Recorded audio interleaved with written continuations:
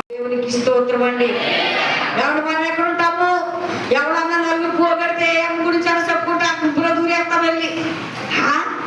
ఏంటి అలాగా అని బైబిల్ తీస్తామా? అమ్మా ఈ అమ్మ సంట పెట్టుకుని బైబిల్ పెట్టుకుని ప్రాంతంలోకి వచ్చేస్తుంది అనుకో, మనం పాపుల గుంపులో చేరిపోతాం. ఇది మాట్లాడితే బైబిల్ పెట్టుకుని ప్రాంతానికి వెళ్ళిపోతుంది. మనమైతే ఎలా తినేసి దేవుని తెలుసుకుని ఎక్కడైతే దుష్టులు ఉంటారో, ఎక్కడైతే పాపులు ఉంటారో వాళ్ళ దగ్గర కూర్చుని మన సంభాషణ ఏమండి అలాగంటున్నాడు దేవుడు. నీ సంటిపిల్లతో సహా దేవుని సన్నిధికి వచ్చేస్తే ఎదుగుతానంటున్నాడండి. తన కాలమందు నీటి వారం నాటిన మొక్క తన కాలమందే కాదు, ప్రతి కాలమందు కూడా దానికి ఏం తగ్గుతుంది? ఎప్పుడు దప్పుకొనక, ఎప్పుడు కూడా దాని చెట్టు ఆకు వాడక, ప్రతి కాలమందు కూడా పచ్చగా ఉండి పోతేసి పిందేసి కాయేసి పండుగ మారి దాని ఫలాలను అందిస్తుందని దేవుని వాక్యం మనతో మాట్లాడుతుంది. మా మానవుడితో చెప్తున్నాడు, మనిషితో చెప్తున్నాడు, మీరు నా మాట వినండి, దుష్టుల సంఘర్షణ చేయవద్దు, పాపం దగ్గర నుంచవద్దు. ఏమండి యెహోవా ధర్మశాస్త్రం చదవండి, దాన్ని చదివి దాన్ని ధ్యానించండి. ఎక్కడైతే నా మాటలు వినపడతాయో అక్కడికి వెళ్ళేవారుగానే ఉండండి. దేవునికి స్తోత్రం అండి. హల్లెలూయా.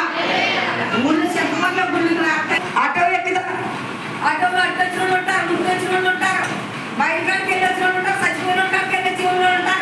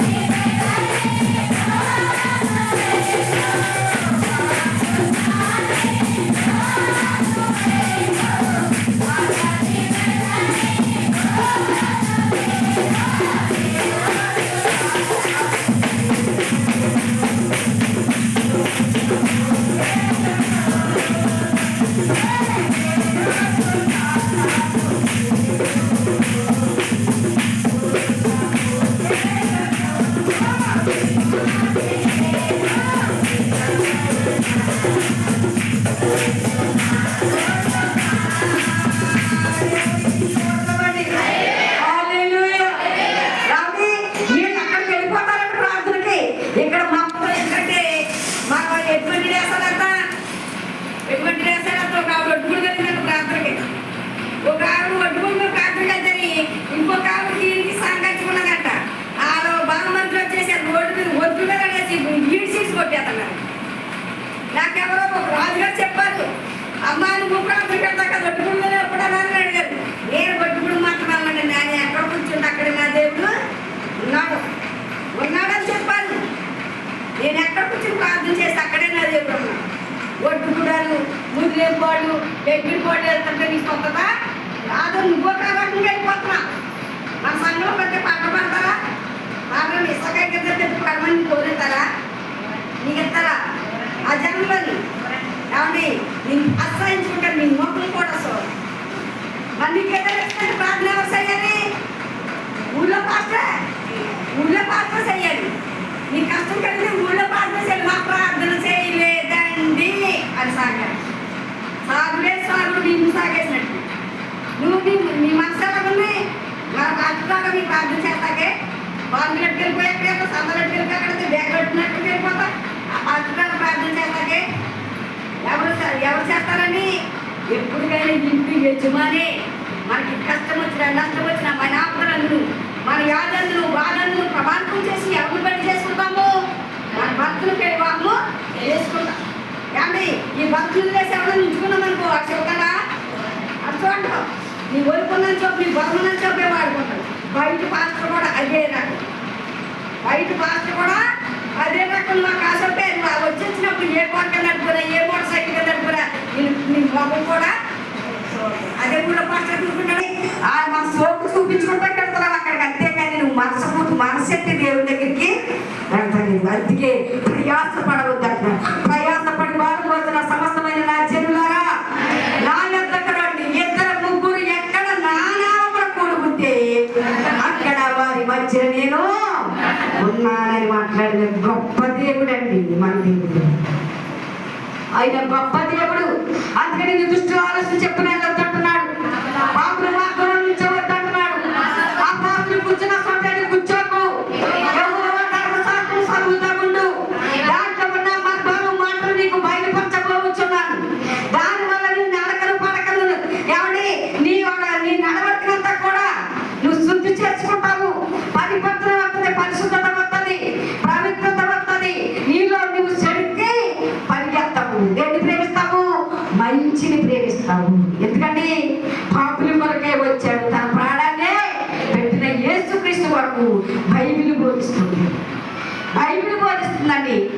అటువంటి దేవుడిని విడిచిపెట్టేసి ఏమండి మనకిష్టమైన రీతిగా తిరగడానికి సంక పెట్టుకున్న సంటి బిడ్డతో సహా సరిపాలు తాగే బిడ్డతో సహా తీసుకుని నా సన్నిధికి రండి. ఉగ్రత దినమ రోజున మిమ్మల్ని నేను తప్పిస్తానంటున్నాడు. ప్రార్థన చేయండి. ఎవరి కొరకు? నీ కొరకు, నీ భర్త కొరకు, నీ కుటుంబంలో నీ సంటి బిడ్డల కొరకు, నీ కుటుంబం కొరకు లేచి ప్రార్థన చెయ్యి. దేవుడు నిన్ను రక్షిస్తాడు.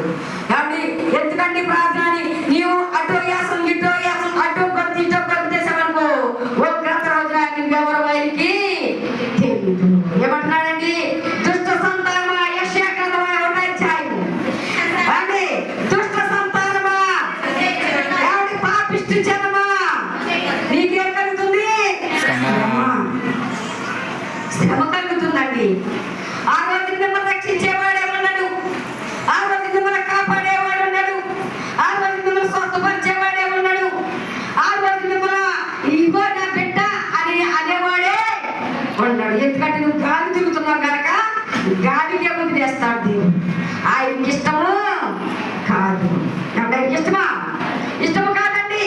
నా కుమార్తె సన్నిధిలో ఉన్నది.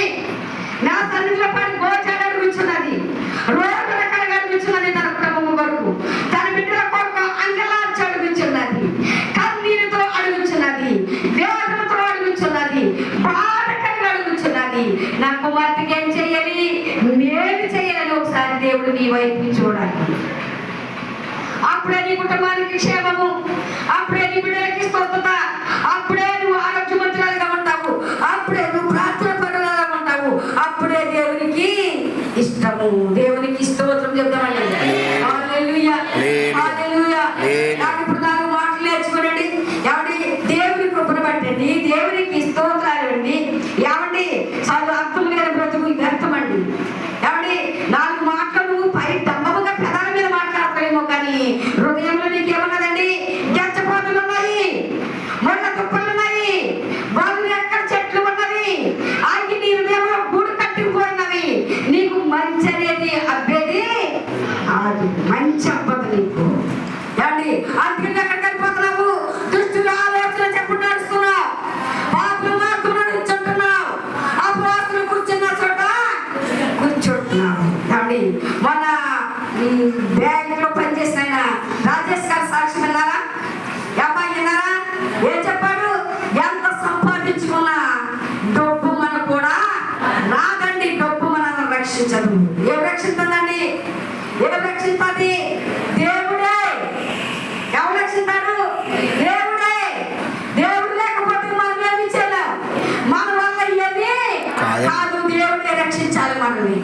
ఎంత ఆస్తుపరులైనా సరే, ఎంత కోటేశ్వరుడైనా సరే, ఎంత అహంకారైనా సరే, ఎంత కోపిష్టైనా సరే, ఎంత గర్విష్ఠుడైనా సరే, ఒక రోజు దేవుని పాదాలు పట్టుకోవలసిందే. ఎంత పాపైనా సరే దేవుని పాదాలు పట్టుకోవాలండి. దేవుని పాదాల దగ్గర చెందకూడాలి. కన్నీరంతా విడిచి మత్తలేని మరి యేసు పాదాలు కడిగినట్లుగా ఆయన పాదాలు కడిగేవాడుగా ఉండాలి. నీ పాపానికి ఆయన దగ్గర కడగాలి,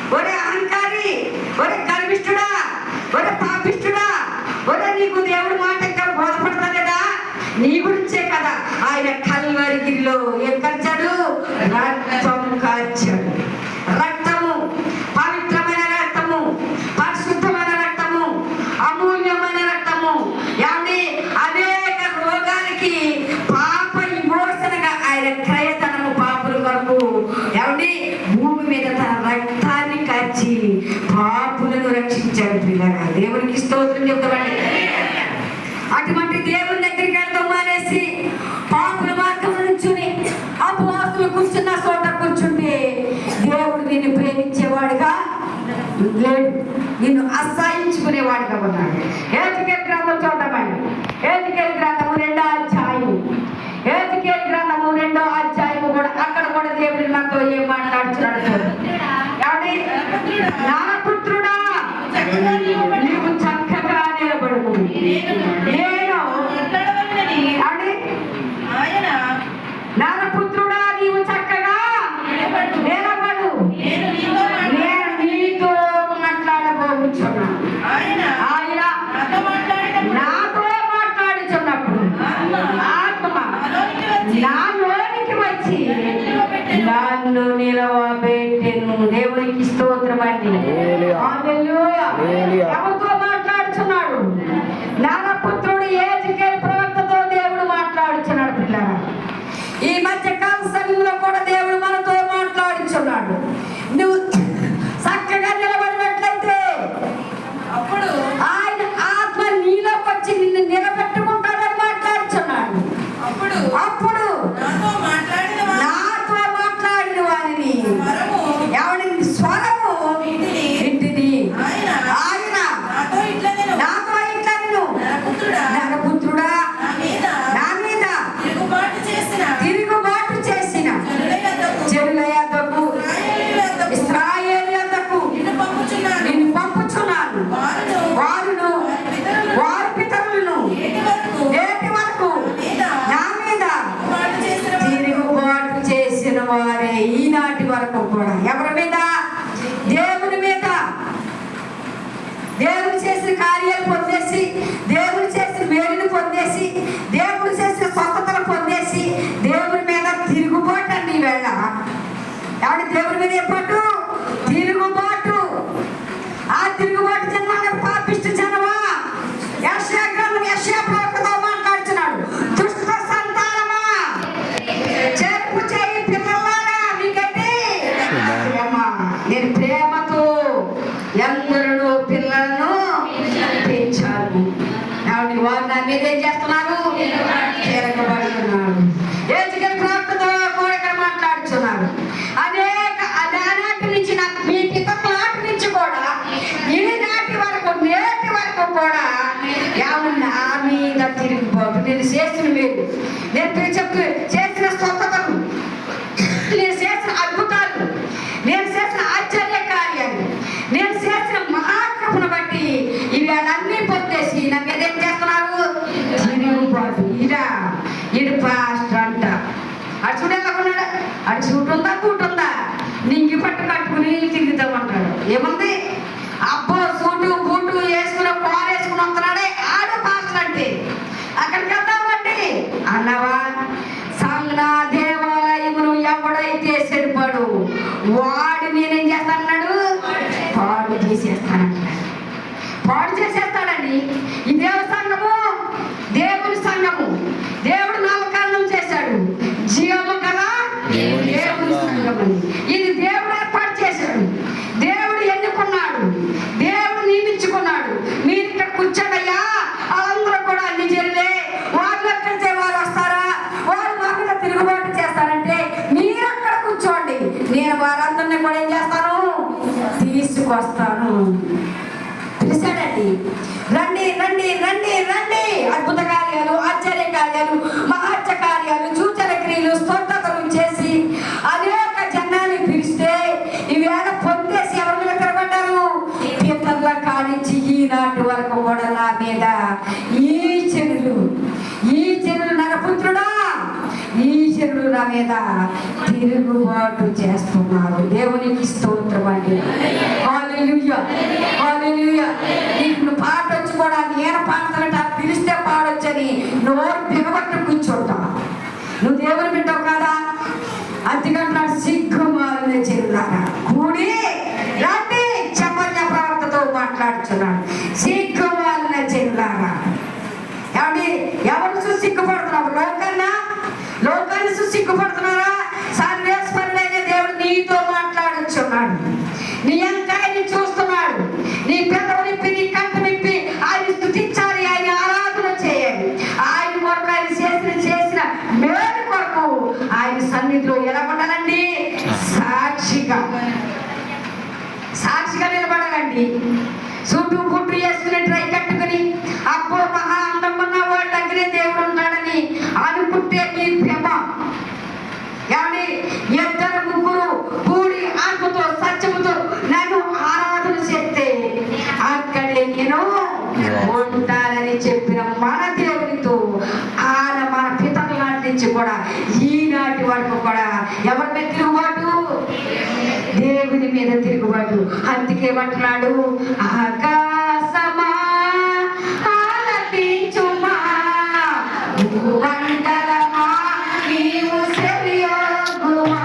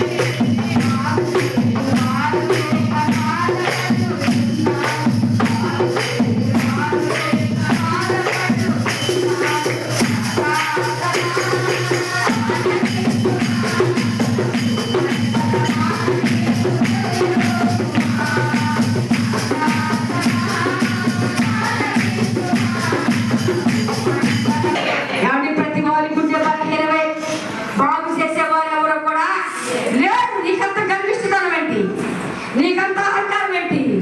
డబ్బు ధనము వెండి బంగారం ఆస్తులు అంతస్తులు ఎవరి వెలగల వస్త్రాలు నీకున్నా అవి నీకు రక్షించేది కాదు. ఎవరు రక్షిస్తారు?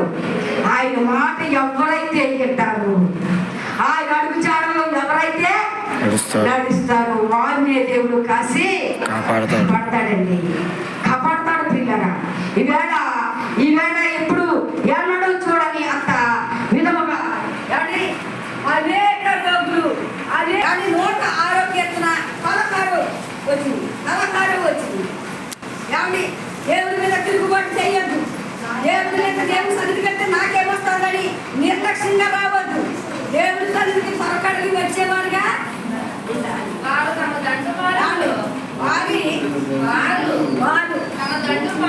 ఏమండి దాము గంటు పనులు మోషయందును యెహోవాకు ప్రతిష్ఠుడైన అహరోనునందును అసూయపడి ఎవరన్నా అసూయపడతా?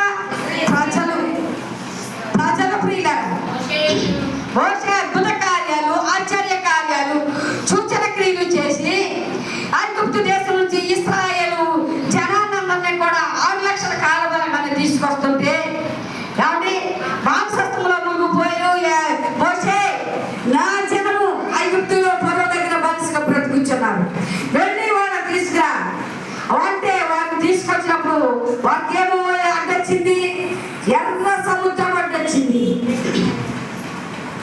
ఆ ఎర్ర సముద్రం దాటించినప్పుడు వారు ఎవరు మెచ్చుకున్నారు?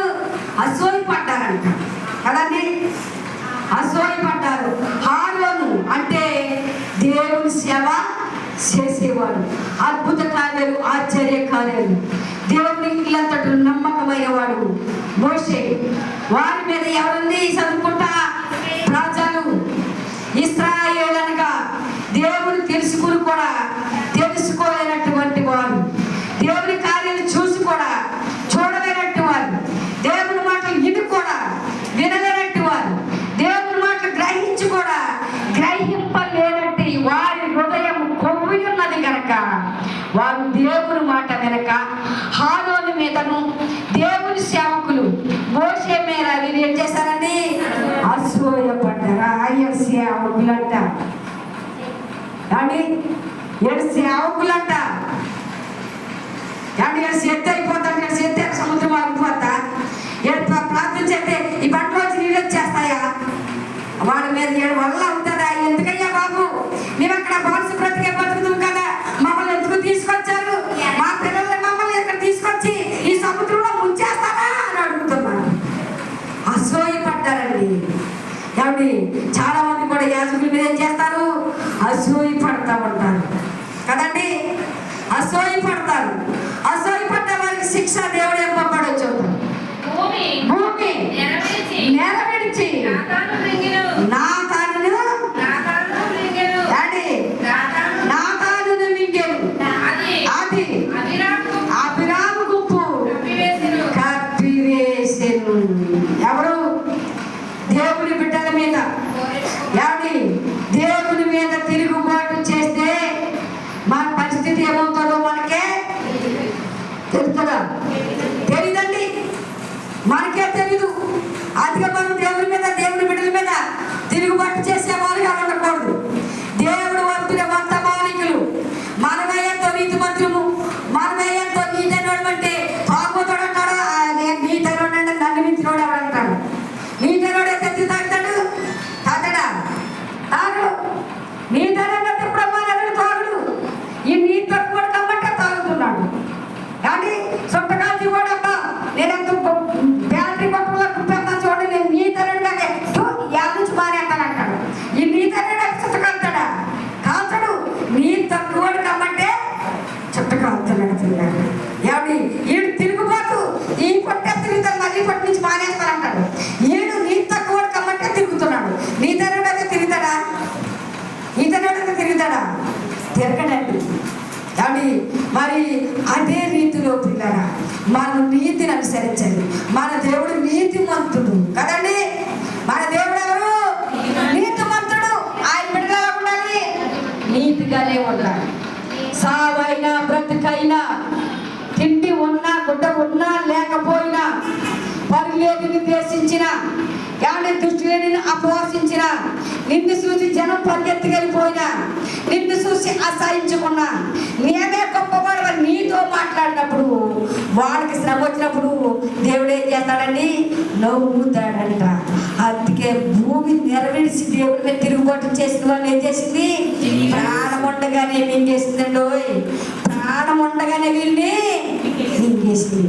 అందుకే నీతైన వాడు, నీతి కలిగిన వాడు, నీతి మంతులు ఏమంటారు తెలుసా? దేవుని బిడ్డల జోలికి వెళ్ళకూడదు. నీతి మంతులు ఏమంటారో తెలుసా? నీతైన వారు ఏమంటారో తెలుసా? దేవుని బిడ్డల జోలికి, దేవుని బిడ్డల జోలికి వెళ్ళకూడదు. వాళ్ళ పక్షాన దేవుడు ఉంటాడండి. వాళ్ళు అన్నావా మనము బాబాము, మన కుటుంబాలు బాబాము, అవి మనకే తిరిగి వచ్చేస్తాయి. వాళ్ళ దేవుని బిడ్డలు. మనల్ని ఎందుకు కొట్టుకోలేదు దేవుడు? మనల్ని ఎందుకు పిలవలేదు దేవుడు? మనల్ని ఎందుకు నిలబెట్టలేదు దేవుడు? మనతో ఎందుకు మాట్లాడలేదు? ఆడితో ఎందుకు మాట్లాడుతున్నాడండి? దేవుడు వాళ్ళని ప్రేమించాడు కనుక, వాళ్ళు నీతిమంతులు కనుక దేవుడు వాళ్ళని ఎన్నుకున్నాడు. వాళ్ళు నీతైన వారు, వాళ్ళ దేవుని బిడ్డలు, వాళ్ళ జోలికి పోకూడదు అనుకుంటారు. దేవుని మీదను, హారోను మీదను, మోషే మీద చదువుకున్న వారికి నెరవేర్చి ప్రాణం ఉండగానే వాళ్ళు ఏం చేసింది? మింగివేసింది. అందుకే మనమందరము కూడా ఏం చేయాలండి? నీతిమంతులుగా ఉండాలా. ఏమండి దుర్మార్గులుగా, దుష్టులుగా, పాపిష్టులుగా ఎప్పుడో వస్తాడే యేసు, అప్పుడు మారుదాం అనుకుందామా? ఏమండి ఏ గడియో, ఏ సమయమో, ఏ దినమో మనకెవరికి కూడా తెలియదు. ఏమంటే తండ్రికి తప్ప కుమారుడు కూడా యేసుక్రీస్తు వారికి కూడా తెలియదంట. అటువంటి దినం వచ్చినప్పుడు ఉదయాన్ని సాయంకాలం ప్రతి దినం, ప్రతి సంవత్సరం, ప్రతి నెల, ప్రతిరోజు మన కాలాన్ని బట్టి ప్రార్థన చేసేవారుగా ఉండాలి. అందుకే యెహోవా ఏమండి ధర్మశాస్త్రం దివారాత్రులు ధ్యానించిన వాడే ధన్యుడు, దివారాత్రులు ప్రార్థన చేసిన వాడే ధన్యుడు, యెహోవా యందు నీతిమంతులే ధన్యుడు అని దేవుని వాక్యం మనతో మాట్లాడుతుంది కనుక మనమందరం కూడా నీతిని అనుసరించి దేవుడితో కనిపోయేవాడుగా ఉందాము. దేవుడే మనకు ఆధారము. మనుషులందరూ కూడా మనల్ని ఎవరిని జారిపడేవారు కాదు. మన డబ్బు, మన ధనము, మన ఆస్తి, మన పలుకుబడి, మన బిక్కము, మన అహంకారము మనల్ని ప్రేమించేది కాదు, మనం రక్షించేది కాదు. కాబట్టి అందుకే దేవుడు మనం రక్షిస్తాడు. ఇస్తానంటున్నాడు. ఆయన దగ్గరికి రండి సమస్తమైన తిరిగారా, నా ఎందుకు వస్తే మీకేమి ఇస్తానన్నాడు? విశ్రాంతిని ఇస్తాను. ఆ విశ్రాంతిలో మనం అందరం ఉందామని దేవుడు మరి సకల పరిశుద్ధ గ్రంథము ద్వారా, పరిశుద్ధాత్మ ప్రేరేపణ ద్వారా దేవుడు మనందరితో మాట్లాడుచున్నాడు కనుక దేవుడు పరిశుద్ధ వాక్యము దీవించి ఆశీర్వదించును గాక. దేవునికి స్తోత్రం అండి. అలాగే మరి దేవుడు మా పట్ల గొప్ప మేలు చేసి ఉన్నాడు. ఎందుచేతంటే మరి 3 దినాల నుంచి కూడా మరి మా మనవడికి జ్వరంగా ఉంది. మరి అలాగే మా నాన్న సాక్ష్యం చెప్పిన బిడ్డలకు కూడా ప్రభా మీరు చేసిన మేలుని బట్టి సాక్ష్యం ఇచ్చి ఉన్నారు. ఇక మీదట కూడా నన్ను నీ దయ కోరుచున్నారు నాయన. నీ దయ కొరకు ఎదురు చూచున్న బిడ్డలు కూడా క్షేమాభివృద్ధి కలగజేసి స్వతంత్రం కలగజేయమని అడుగుచున్నాను ప్రభా. అలాగే వాక్య భాగంలో తెలుసున్నాము, వాక్కు ద్వారా మీరే మాతో మాట్లాడమని క్రీస్తు వారి పరిశుద్ధ నామంలో ప్రార్థన చేసి అడుగుచున్నాను పరమ తండ్రి. దేవునికి స్తోత్రం చెప్తామండి. అలాగే దేవుడు మనందరి పట్ల దేవుడు గొప్ప కార్యాన్ని చేస్తాడండి. అని చేయరా? చేస్తాడండి. మరే సిగ్గుపడే వారిగా ఉంటాము. దేవుడి సన్నిధికి వచ్చి ఎందుకు పాడాలి పాటలు అని బిగ్గపట్టుకునే వారిలాగా ఉంటాము. దేవుడి సన్నిధికి వచ్చి ఎందుకు ప్రార్థన చేయాలి, ఎందుకు ముందు వెళ్ళాలి, ఆ టైంకి వెళ్తే మళ్ళీ ఎవడొద్దంటాడు అనుకునే కాడకు కూడా ఉంటాము. కానీ దేవుడు మనల్ని అందరినీ కూడా ఎవరు పిలుస్తున్నాడండి? రండి అని పిలుస్తున్నాడు. ఎందుకంటే మనమందరం కూడా దేవుడు మాటినేవారుగా ఉండాలి కదండి. దేవుడు చాలా సార్లు కూడా ఆయన అంటున్నాడు, నా ఆత్మ నీలోకి వచ్చి నిలబడితే నీవు లేచి నా గురించి చెప్తామంటున్నాడు. అలాగే మరి దేవుడు మనందరికీ కూడా చాలా సార్లు నా ఉగ్రత వస్తుందని దేవుడు మాట్లాడుతానే కీర్తన గ్రంథంలో మొదట ఏమంటున్నాడు చూద్దామండి. మొదటి కీర్తన గ్రంథము 1వ అధ్యాయము 1 నుంచి చూసినట్లయితే దుష్టుల ఆలోచన చెప్పున నడవక, పాపుల మార్గంలో నిలవక, అపవాసులు కూర్చున్న చోట నువ్వు కూర్చుండక, యెహోవా ధర్మశాస్త్రమందు ఆనందించుచు దివారాత్మను ధ్యానించిన వాడే ధన్యుడు. దేవునికి స్తోత్రం చేద్దామండి. హల్లెలూయా. ఏమంటున్నాడు?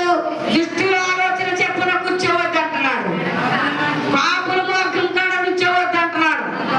అపవాసులు కూర్చున్న చోట నువ్వు కూర్చుండక ఏం చేయమంటున్నాడు? యెహోవా ధర్మశాస్త్రము తీసుకుని, నీటిలో బైబిల్ ఉంటుంది, నీ గుడ్డులో బైబిల్ ఉంటుంది, నీ అమ్మలో బైబిల్ ఉంటుంది, దాన్ని తీసుకుని ఏమంటే